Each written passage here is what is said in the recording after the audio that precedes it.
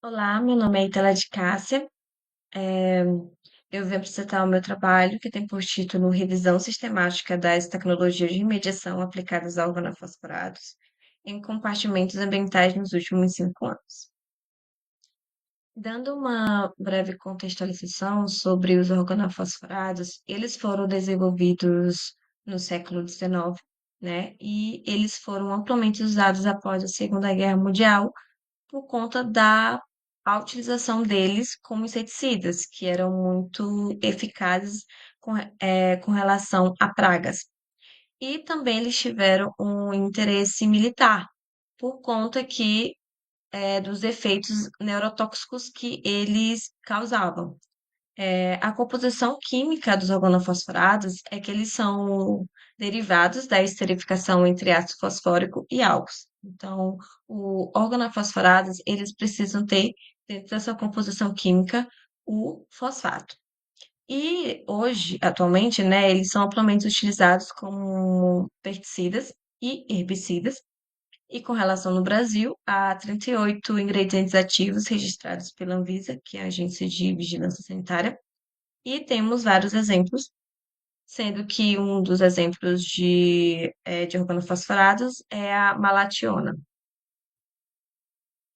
Os organofosforados, eles são compostos que podem causar toxicidade e ação dentro de um organismo, tanto em seres humanos como também em outros animais, em outros organismos. O mecanismo de ação dos organofosforados é a inibição da enzima de acetilcolinesterase, tendo o acúmulo da acetilcolina e causando uma disfunção neurológica. Com relação à distribuição e excreção desses compostos, eles podem ser absorvidos por diversas vias, e o acúmulo dele é geralmente em fígado, rins, intestinos, tecido adiposo, e a eliminação dele dentro dessas vias é principalmente pela urina, que é dentro de 48 horas. Bom, e com relação ao impacto ambiental que esses compostos podem trazer, eles têm uma persistência muito grande, por conta que não são compostos fáceis de serem degradados. Dependendo do composto, ele pode durar entre 1 a 12 semanas. E em ambientes aquáticos, eles têm a maior permanência, o maior tempo de permanência. Com relação à contaminação, os compostos organofosforados são principalmente pesticidas e são de uso agrícola, que na maioria das vezes, esses compostos agrícolas são lixiviados e levados para os recursos hídricos, causando assim, né, uma maior contaminação, tanto no lençol freático, na água subterrânea, como também em águas superficiais, e rios, lagos, lagoas. E também por que monitorar esses compostos? Bom, por conta da alta toxicidade, por conta do amplo uso deles dentro eh, eh, agrícola e também por conta da alta mobilidade deles dentro do ambiente. Diante disso, o objetivo dessa revisão é meio que apresentar estratégias atuais de remediação desses contaminantes derivados de compostos organofosforados com base em artigos publicados entre 2019 e 2024, que são disponíveis na base de dados da CAPES.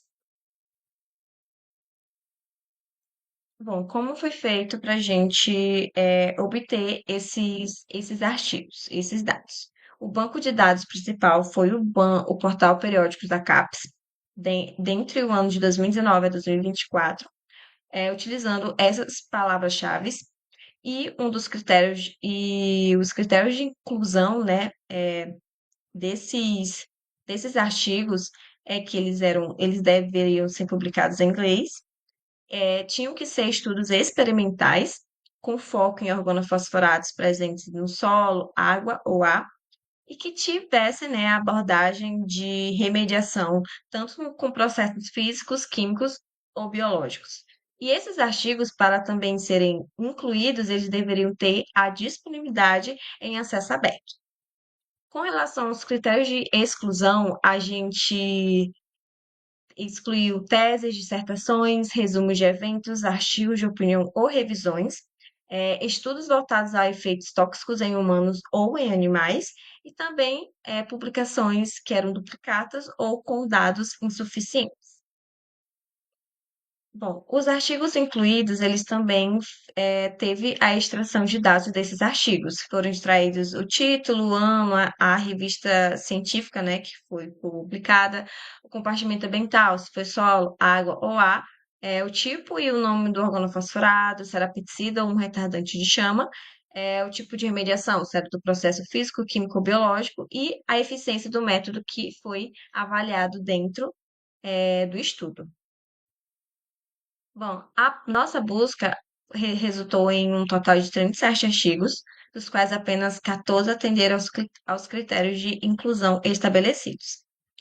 Quando a gente observa a quantidade de publicação que foi dentro desses 5 anos, eles foram distribuídos. No entanto, em 2019 não teve publicações ligadas ao que a gente estava buscando, só a partir de 2020.